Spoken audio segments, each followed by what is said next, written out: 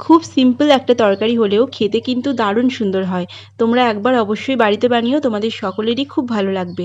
Hello বন্ধুরা, আমি সুপর্ণা তোমাদের সকলের সাথে একটা রেসিপি শেয়ার করতে চলে এলাম। আজকে বানাচ্ছি আলু পটলের একটা খুব সুন্দর তরকারি।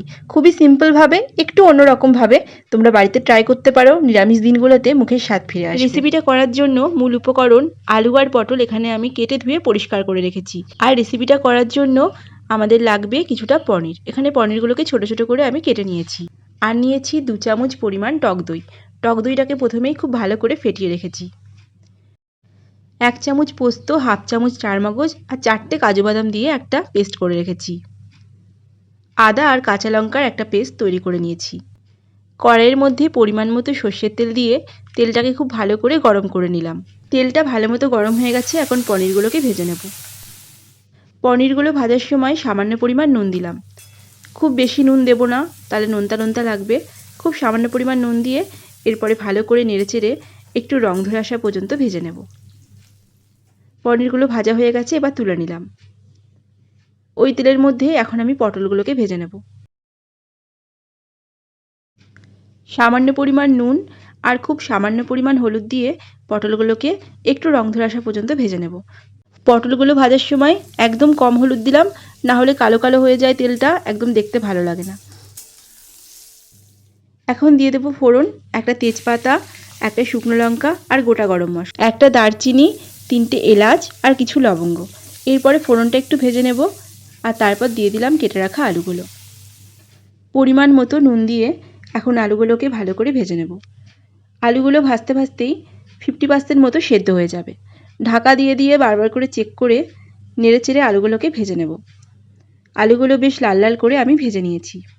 এখন গ্যাসের ফ্লেমটা একদম লো করে দিয়ে পরপর মশলাগুলো দিয়ে দেব। আদা আর লঙ্কার যে পেস্ট করে রেখেছিলাম সেটা দিয়ে দিলাম। সামান্য পরিমাণ হলুদ, সামান্য পরিমাণ জিরের গুঁড়ো, কিছুটা ধনের গুঁড়ো আর দিয়ে দিলাম সামান্য কাশ্মীরি লঙ্কার গুঁড়ো। এখন গ্যাসের ফ্লেমটা মিডিয়াম করে দিয়ে মশলাগুলোকে নেড়েচেড়ে কিছুক্ষণ কষিয়ে নেব। আর তারপর ভেজে রাখা পটলগুলোকে দিয়ে দিলাম। এখন আলু আর পটলটাকে একসাথে কষিয়ে নেব। এতে মশলার ফ্লেভারটা আলুর মধ্যে যেমন আসবে তেমনি পটলের মধ্যেও সুন্দরভাবে চলে আসবে। এরপরে ঢেকে দেব, ঢেকে আরও কিছুক্ষণ রান্না করে নেব। এখন কাজু বাদাম, চারমগজ আর পোস্তর পেস্টটা দিয়ে দিলাম। আবারও ভালো করে নেড়েচেড়ে মশলাটাকে কষিয়ে নেব।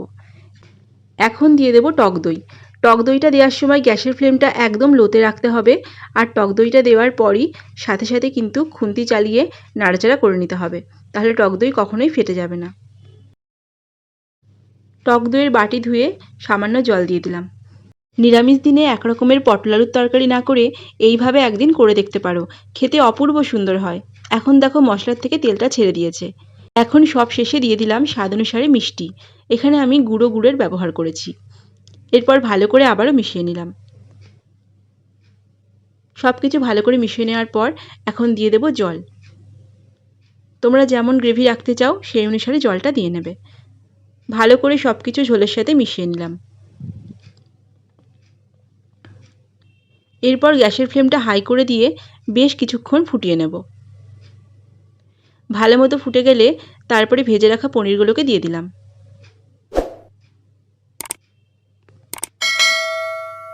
সব কিছু ভালো করে মিশিয়ে নিয়ে গ্যাসের ফ্লেমটা মিডিয়াম করে দেব আর 10 থেকে 12 মিনিট রান্না করে নেব। তাহলেই কিন্তু একদম তৈরি ঝটপট একটা নিরামিষ সুস্বাদু তরকারি। এইভাবে নিরামিষ দিনে তোমরা বানিয়ে দেখতে পারো, খেতে খুব ভালো হয়। আর আজকের রেসিপিটা তোমাদের যদি ভালো লাগে তাহলে একটি লাইক করে দিও। ভালো লাগলে অবশ্যই বন্ধু হয়ে পাশে থেকো।